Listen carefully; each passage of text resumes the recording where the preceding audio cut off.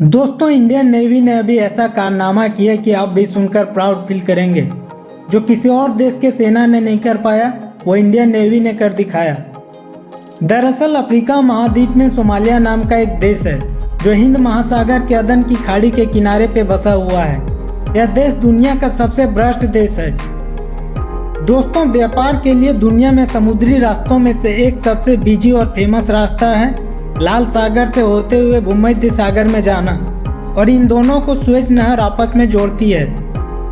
यह रास्ता एशिया से यूरोप में प्रवेश करने के लिए सबसे शॉर्ट रास्ता है और यह रास्ता लगभग 7000 किलोमीटर दूरी को कम करता है। दूसरा रास्ता है पूरे अफ्रीका को पार करते हुए जाना, इसीलिए इस रास्ते से व्यापार ज़्यादा होता है। दोस्तों, यह रास्ता अदन की खाड़ी से होते हुए लाल सागर में प्रवेश होता है और मैंने बताया कि अदन की खाड़ी के किनारे सोमालिया देश स्थित है।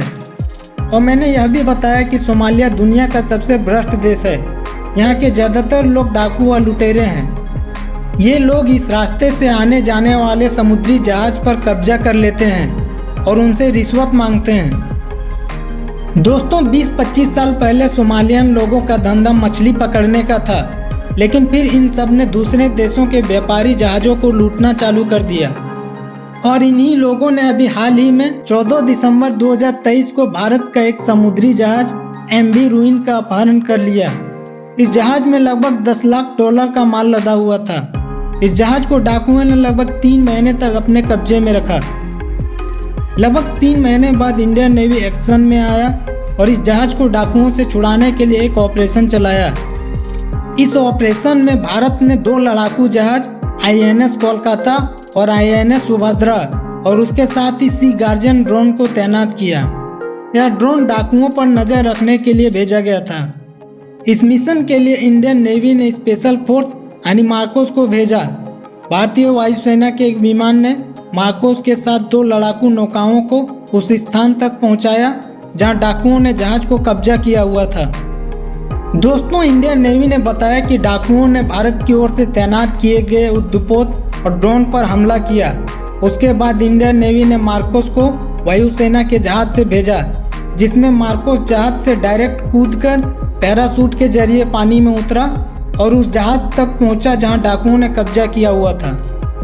दोस्तों, भारतीय सेना के मार्कोस से पूरी दुनिया डरती है। फिर यह डाकू क्या था? जैसे ही मार्कोस वहां पहुंचा, उन सब डाकुओं ने सरेंडर कर दिया और उसमें 35 डाकू ने सरेंडर किया और MV रूइन में चालक दल के 17 सदस्यों को रिहा करा लिया गया। 16 मार्च को यह मिशन समाप्त हुआ। यह ऑपरेशन लगभग 40 घंटों तक चला और यह ऑपरेशन भारतीय तट से लगभग 2600 किलोमीटर दूर था। दोस्तों, समुद्री विशेषज्ञों ने बताया कि पिछले कई वर्षों में सोमालिया के समुद्री डाकुओं से किसी जहाज को इस तरह छुड़ाने का यह फर्स्ट अभियान था। कई देशों ने इस अभियान को सफल बनाने पर इंडियन नेवी और भारतीय सरकार को बधाई भी दी। इससे पहले भी इंडियन नेवी ने दूसरे देशों के जहाज को इन डाकुओं से छुड़ाया है। दोस्तों, इंडियन नेवी के इस साहसिक कार्य को जानकर आपको कैसा लगा कमेंट में जरूर बताना, और जानकारी अच्छी लगी हो तो चैनल को सब्सक्राइब कर लेना। Thank you.